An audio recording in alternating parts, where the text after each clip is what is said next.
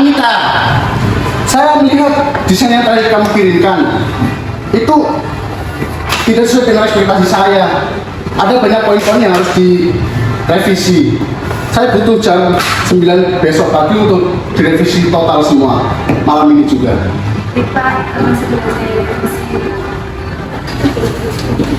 Ya ampun, dia lagi-lagi salah. Heran deh, apa dia nggak pernah belajar dari kesalahan? Kenapa harus Anita yang selalu direvisi? Kalau aku sih udah bakal betah kerja di sini kalau harus revisi terus. Iya, kamu benar Tina. Seharusnya tuh dia bersyukur bisa kerja di sini dengan lebih keras lagi.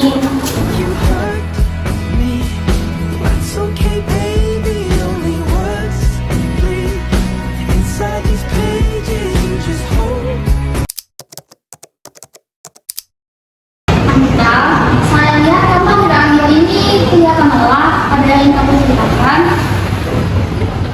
Saya selalu melakukan perjuangan setiap hari saya tidak berdaya. Atasan selalu meminta saya untuk tidak pernah cukup. Pekerjaan ini terlalu berat untuk saya dan rekan-rekan kalau memberikan komentar yang buruk terhadap saya. Anita, apa yang kamu alami ini bukan hal yang diabaikan. Burnout adalah sesuatu yang sangat serius dan kamu gak harus menghadapinya sendirian. Pernah kamu mempertimbangkan dengan seorang yang profesional, misalnya dengan psikolog?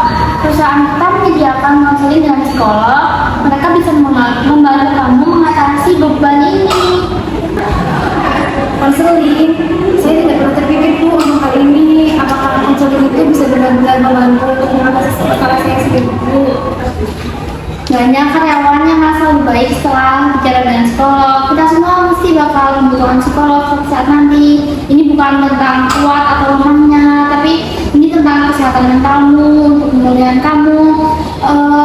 Ini juga bisa jadi langkah yang baik untuk proses pemulihan kesehatan kamu. Baik Ibu, terima kasih atas masukan dan sarannya. Besok akan saya coba untuk ke konseling di kantor ini. Sama-sama Anita, semoga kamu sembuh.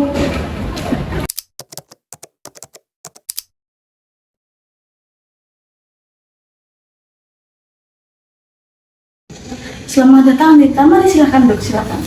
Baik Bu.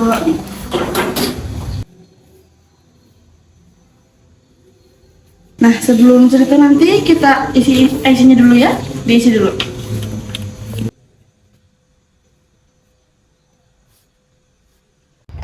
Ini Bu. Oke, baiklah. Terima kasih. Gimana Anita, ada yang kamu ceritakan tidak hari ini? Saya tidak tahu harus mulai dari mana itu. Atasan saya tidak pernah merasa cukup. Teman kerja saya juga tidak ada yang peduli dengan saya. Saya merasa tertekan sekali kerja di sini, Bu. Saya bisa melihat Anita tekanan yang kamu hadapi hari ini mungkin dari bos-bosmu atau dari rekan-rekan kerjamu yang membuat kamu semakin sulit hidupnya ya. Saya menghargai Anita dengan keberanianmu karena udah mau cerita Anita. Mungkin rasanya sangat sulit bagimu kan? Anita, apakah ada momen-momen tertentu nih yang membuat kamu merasa lebih tertekan belakangan ini? Tidak ingin mereka khawatir, Bu. Mereka juga ada masalah sendiri-sendiri. Saya di depan mereka juga tetap kelihatan baik-baik saja, Bu. Walaupun sebenarnya saya di sini sangat berat untuk menjalani pekerjaan ini. Jadi kamu merasa harus menyimpan masalahmu sendiri ya Anita dan tidak ingin membebani orang lain seperti itu Anita? Iya, Bu. Benar banget, Bu. Oke, mari kita lihat dari sudut pandang yang berbeda ya Anita. Mungkin berbagi beban yang itu bisa menjadi cara untuk mengurangi tekanan nih yang kamu rasakan, bukan malah menambah beban nih bagi orang lain. Jadi kamu bisa cerita ke teman-temanmu atau mungkin orang yang lebih dipercaya sama kamu ya. Nah, terkadang itu ketika kita mencoba untuk memendam masalah sendiri, itu akan membuat masalahmu itu semakin berat seperti itu. Nah, nanti kalau misalkan kamu merasa nyaman nih sama teman-temanmu, nah kamu boleh cerita dengan teman-temanmu atau mungkin keluarga terdekat yang kamu percaya itu biar bebanmu ini tuh semakin berkurang gitu, biar masalah yang kamu hadapi itu nggak semakin berat seperti itu Anita.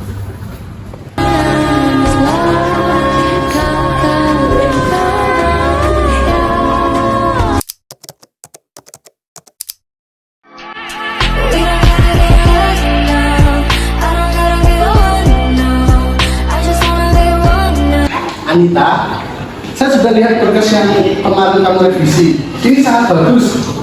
Saya sangat suka. Pertahankan kinerja ya. Terima kasih. Tuh lihat lagi cakep dia Kak. Bener seimut banget mukanya. Iuh.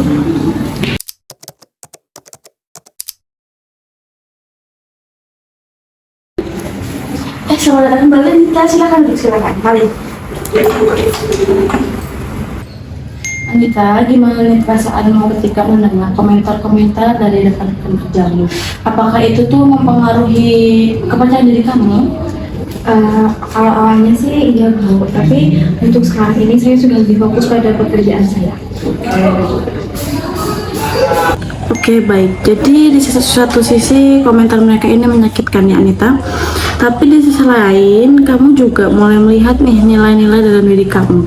Ini tuh adalah kemajuan yang bagus nih, kemajuan yang positif buat kamu, diri kamu sendiri Anita. Saya di sini Anita, kita hadapi semuanya bareng-bareng ya.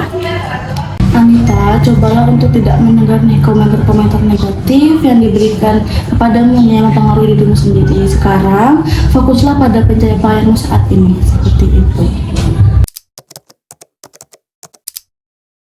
Anita, saya lihat kamu sudah mengalami banyak perubahan positif nih. Sekarang gimana perasaan? Saya merasa jauh lebih baik. Saya mulai menyeimbangkan kehidupan pekerjaan dengan kehidupan saya. Saya mulai berolahraga, saya mulai bertemu dengan teman-teman saya dan saya merasa lebih senang. Saya belajar untuk mengatakan tidak kepada tuntutan pekerjaan yang memberatkan saya. Itu luar biasa Anita, tapi saya katakan lagi ya bahwa perjalanan kamu ini masih belum selesai. Jadi kamu jangan terlalu senang dengan perjalananmu sekarang. Anita, apa yang sudah kamu capai saat ini memang sangat penting. Lalu bagaimana nih cara kamu dalam menyeimbangkan itu, menjaga keseimbangan itu? Saya akan tetap konsisten Ibu. Terima kasih telah membantu saya. Saya akan lebih siap untuk menghadapi tantangan selanjutnya. Ingatlah Anita, pilihan untuk menjaga kesehatan mentalmu sendiri ada di tanganmu sendiri. Dan juga kamu punya kekuatan nih untuk mengambil keputusan yang baik bagi dirimu, seperti itu. Saya akan terus berkomitmen Ibu untuk melakukan hal-hal positif yang telah saya pelajari. Anita, pada sesi sulit ini kita sudah banyak nih membahas hal-hal penting. Yang pertama itu seperti kamu membahas tentang tekanan apa saja yang ada di kamu, kerjaanmu, lalu juga kamu di sini sudah berbagi perasaanmu.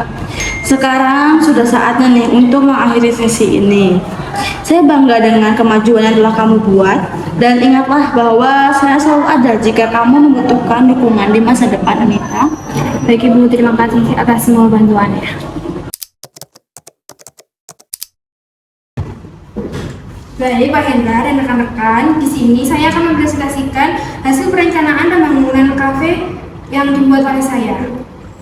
Nah sebelumnya, perencanaan pembangunan kafe ini akan diadakan di Jalan Marwati nomor 10. Berikut merupakan PPT-nya. Ini yang pertama. Selanjutnya.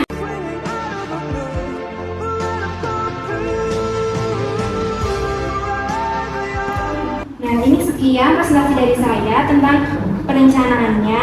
Mungkin dari Pak Hendra atau teman-teman mau menambahkan, boleh dipersilakan.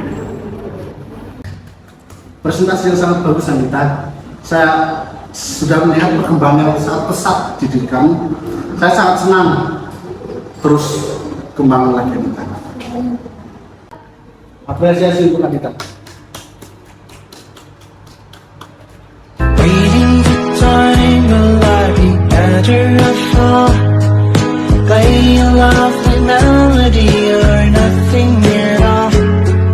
Seeking my pride and then somewhere to go where I'm missing your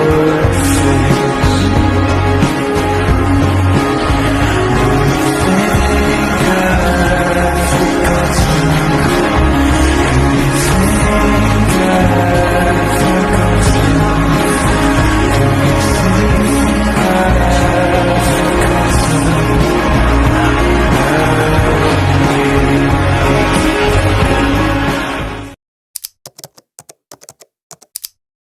Burnout kantor merupakan fenomena umum yang terjadi ketika seorang merasa terbebani oleh pekerjaan. Bisa disebabkan oleh stres berkelanjutan, tuntutan kerja yang tinggi, serta kurangnya dukungan lingkungan kerja. Anita mengalami burnout di tempat kerjanya akibat tekanan yang berlebihan dan kurangnya dukungan dari rekan-rekan kerjanya. Di kantornya, ia sering menghadapi beban kerja yang sangat tinggi dengan tuntutan yang terus meningkat dari atasannya. Pak Hendra selalu meminta hasil sempurna tanpa memberikan apresiasi yang cukup, serta komentar negatif yang diberikan oleh rekan-rekan kerjanya semakin memperburuk kondisi mental Anita. Setiap hari, Anita pulang dengan perasaan tidak berdaya dan juga kelelahan yang luar biasa. Menghadapi situasi ini, Anita akhirnya mencoba berbicara dengan Bu Dewi, yaitu seorang manajer HRD di perusahaannya. Beliau menyarankan Anita untuk mencoba layanan konseling yang disediakan oleh perusahaan. Meskipun awalnya ragu, namun Anita setuju untuk mencoba dalam sesi konseling dengan Bu Budi, seorang psikolog kantor. Anita mulai merasa didengar dan mendapatkan dukungan yang sangat dibutuhkan oleh Bu Budi. Bu Budi membantu Anita mengidentifikasi sumber tekanan dalam memberikan strategi untuk mengurangi beban serta memulihkan kesejahteraan mentalnya. Burnout yang dialami oleh Anita itu mengajarkan kepada kita betapa pentingnya menjaga kesehatan, menjaga rasa stres di dunia kerja, serta bagaimana meminta bantuan kepada profesional ketika kita sedang merasa kewalahan. Situasi ini juga mengajarkan kepada kita bahwa menjaga kesehatan mental sama pentingnya menjaga kesehatan fisik dan jangan pernah malu untuk meminta bantuan. Di sini ada faktor penyebab burnout di tempat kerja dan cara mengatasinya. Penyebab burnout di kantor. Yang pertama, beban kerja yang berlebihan. Pekerjaan yang tidak sebanding dengan waktu dan sumber daya yang tersedia. Yang kedua, kurangnya penghargaan. Merasa kurang dihargai atas usaha dan kontribusi yang telah diberikan. Yang ketiga, lingkungan kerja yang tidak mendukung. Minimnya dukungan diri dari rekan kerja atau atasan. Yang keempat, tuntutan yang tidak jelas, ketidakjelasan dalam tugas atau tanggung jawab yang diemban. Yang kelima, kurangnya kontrol, merasa tidak memiliki kendali atas pekerjaan atau keputusan yang dibuat. Cara mengatasi burnout di kantor. 1. Tetapkan batasan. Jangan ragu untuk mengatakan tidak jika beban kerja terlalu berlebihan. Yang kedua, ambil waktu istirahat. Pastikan untuk mengambil waktu istirahat yang cukup selama hari kerja dan liburan. Yang ketiga, cari dukungan sosial. Bangun hubungan yang positif dengan rekan kerja untuk mendapatkan dukungan dan semangat. Yang keempat, komunikasi terbuka. Bicara dengan atasan atau HR mengenai beban kerja dan cari solusi bersama. Yang kelima, prioritaskan kesehatan. Juga kesehatan fisik dan mental dengan berolahraga, makan dengan baik dan tidur yang cukup.